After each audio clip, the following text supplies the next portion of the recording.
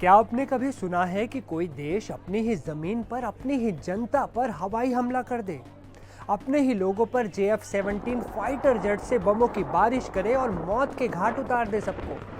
कल्पना कीजिए, रात का अंधेरा, गहरी नींद में सोए बच्चे और महिलाएं और अचानक आसमान से आती मौत। आज पाकिस्तान से आई इस खबर ने सनसनी सी मचा दी है। एक ऐसा भयावह नरसंहार जिसे सुनकर आपकी भी रूह कांप जाएगी। सवाल ये है, क्या पाकिस्तान अपनी आतंकवाद की फसल बोने और काटने में इतना अंधा हो चुका है कि उसे अब अपनी ही जनता और उनकी जान की कोई परवाह नहीं है? कौन है इस खूनी खेल का जिम्मेदार और क्यों पाकिस्तान ने अपनी ही छाती पर यह वार किया?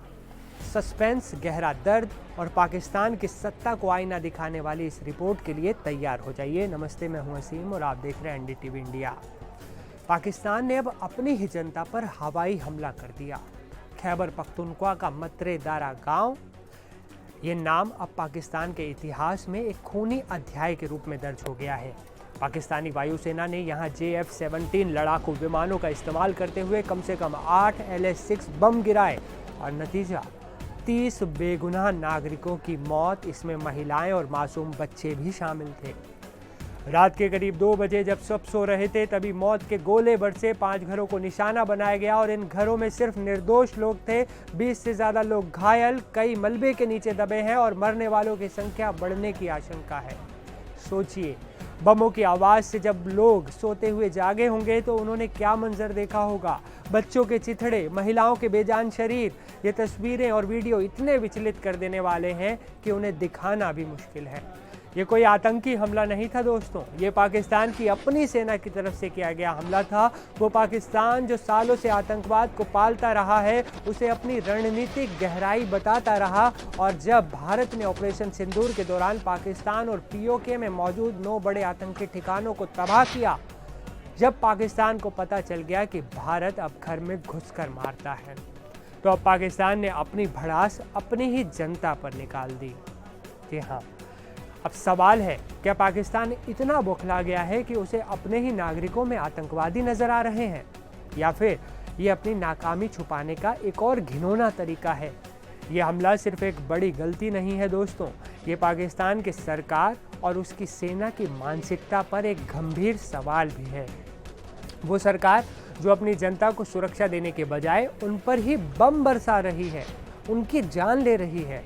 खैबर पख्तूनख्वा, ये वो इलाका है जहां पाकिस्तान ने अतीत में कई आतंकवाद विरोधी अभियान चलाए, लेकिन नतीजा सिर्फ आम नागरिकों की मौत। पुलिस के आंकड़े बताते हैं कि इस साल जनवरी से अगस्त के बीच प्रांत में 605 आतंकी घटनाएं हुई, जिनमें 138 नागरिक और 89 पुलिस वाले मारे गए। अकेले अगस्त में 129 घटनाएं हुई। ये आंकड़े चीख चीख कर बता रहे हैं कि पाकिस्तान सरकार आतंकवाद पर लगाम लगाने में पूरी तरह फेल हो गई। लेकिन क्या इस विफलता का खामियाजा आम नागरिक भुगतेंगे? क्या पाकिस्तान सरकार अपने ही लोगों को आतंकवादी बताकर उन पर बम बरसाएगी? ये इलाका अफगानिस्तान की सीमा से जुड़ा है, पहाड़ी इलाका है और यही वजह है कि जैश-ए-मोहम्मद और हिजबुल मुजाहिदीन जैसे आतंकी संगठन यहाँ अपने ठिकाने बनाते हैं और बना रखे हैं। 1980 के सोवियत विरोधी अफगान युद्ध और 9/11 के बाद के अमेरिकी आक्रमण के दौरान बनाए गए ठिकाने आज भी यहाँ मौजूद हैं। ये एक गंभीर चिंता का विषय है। एक तरफ पाकिस्तान सरकार दावा करती है कि वो आतंकवाद के खिलाफ है और दूसरी तरफ उसकी अपनी सेना अपनी ही धरती पर नागरिकों का नरसंहार कर रही है, मासूम लोगों को मार रही है। क्या पाकिस्तान ने सबक नहीं सीखा अब तक, या वो अपनी ही कब्र खोदने पर तुल गया है? और इस पूरे घटनाक्रम पर अंतर्राष्ट्रीय समुदाय क्या कहेगा? क्या दुनिया अब भी पाकिस्तान को आतंकवाद विरोधी अभियानों के नाम पर अपने ही लोगों को मारने की इजाज़त देती रहेगी? ये सिर्फ पाकिस्तान का अंदरूनी मामला नहीं हो सकता दोस्तों, ये मानवता के खिलाफ अपराध है। ऐसे हमले किसी भी कीमत पर स्वीकार नहीं होने चाहिए। ये घटना पाकिस्तान के लिए एक वेकअप कॉल होनी चाहिए। उसे समझना होगा कि आतंकवाद की आग में अगर वो अपनी ही जनता को झोंकेगा तो वो खुद ही इस आग में जलकर खाक हो जाएगा एक दिन। अपनी नाकामी का ठीकरा मासूम नागरिकों पर फोड़ने वाली सरकार और सेना कभी भी अपने देश की सच्ची हितैषी नहीं हो सकती।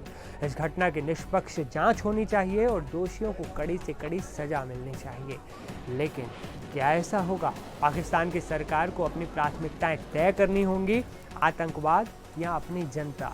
ये सवाल आज पूरी दुनिया पाकिस्तान से पूछ रही है।